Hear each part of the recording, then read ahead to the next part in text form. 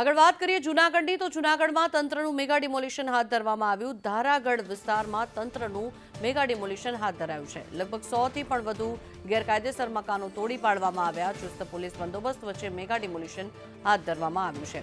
Drone દ્વારા ડિમોલિશનના સ્થળનું નિરીક્ષણ પણ કરવામાં આવ્યું। જો કે 3 ડીવાયએસપી અને 9 પીઆઈ સાથે 26 પીએસઆઈ સહિતનો સ્ટાફ તૈનાત કરવામાં આવ્યો। પ્રાંત અધિકારી ચરણસિંહ ગોહિલે આ સમગ્ર મામલે માહિતી આપી છે।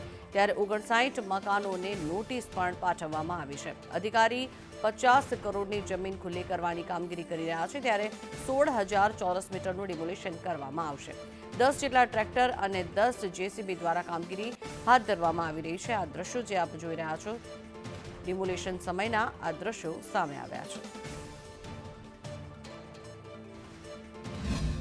કુલ 59 જેટલી મિલકતો છે જે ગેરકાયદેસર રીતે બનેલી છે એને અમે પ્રથમ તબક્કામાં તોડી રહ્યા છીએ।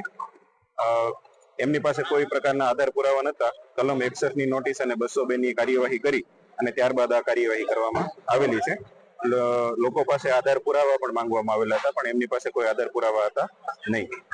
કુલ 10 જેટલા જેસીબી અને હજી વધારે સંખ્યામાં જેસીબી લગાવી અને આ અમે જે વિસ્તાર છે એ ખુલ્લો કરાવી રહ્યા છીએ આજે। કુલ અંદાજિત 16,000 ચોરસ મીટર જેટલી જમીન આજે ખુલ્લી થશે અને અંદાજિત કિંમત ગણીએ બજાર ભાવ પ્રમાણે તો અંદાજિત 50 કરોડ રૂપિયાની મિલકત છે એ આજે ખુલ્લી થશે। જૂનાગઢમાં આજે વહેલી સવારથી છે મેગા ઓપરેશન ડિમોલેશન જે શરૂ કરવામાં આવ્યું છે। વહીવટી તંત્ર દ્વારા જે ઉપરકોટનો પાછળનો વિસ્તાર છે ત્યાં ધારાગઢ વિસ્તાર કહેવામાં આવે છે તે તમામ જે છે ત્યાં ડિમોલેશન હાથ ધરવામાં આવ્યું છે। વહીવટી તંત્રનો સ્ટાફ અત્યારે ખડે પગે રાખવામાં આવ્યો છે। 70 કરતા પણ વધુ મકાનો છે તેને તોડી પાડવાની જે કામગીરી છે તે શરૂ કરી દેવામાં આવી છે।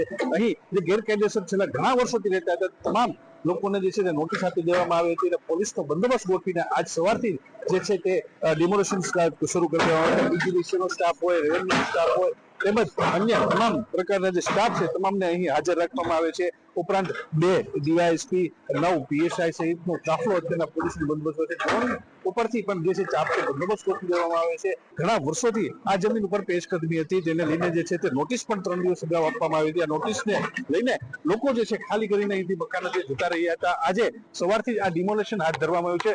5 થી વધુ જે છે જેસીબી મશીન અને 10 થી વધુ ટ્રેક્ટરો જે છે તે અહીં રાખવામાં આવે છે। ઉપરાંત જરૂરિયાત મુજબના પણ વ્યવસ્થાઓ કે પ્રકારની ગોઠવી તે તમામ વ્યવસ્થાઓને લઈને જૂનાગઢના પ્રાંત અધિકારી ચરણસિંહ ગોહિલ પણ જે છે તે અહીં મોજૂદ છે। ખાસ કરીને જે રીતે ડિમોલેશન હાથ ધરવામાં આવશે તેને લઈને ક્યાંક ને ક્યાંક લોકો જે અહીંથી ચાલી ગયા છે તેમાં રોષ પણ જોવા મળી રહ્યો છે। ઉપરાંત આ જે કરોડોની જમીન છે તે ખાલી કરવા માટેની સાંજ સુધીનો જે સમય છે તે છે। કેતન સંદેશ ન્યૂઝ જૂનાગઢ।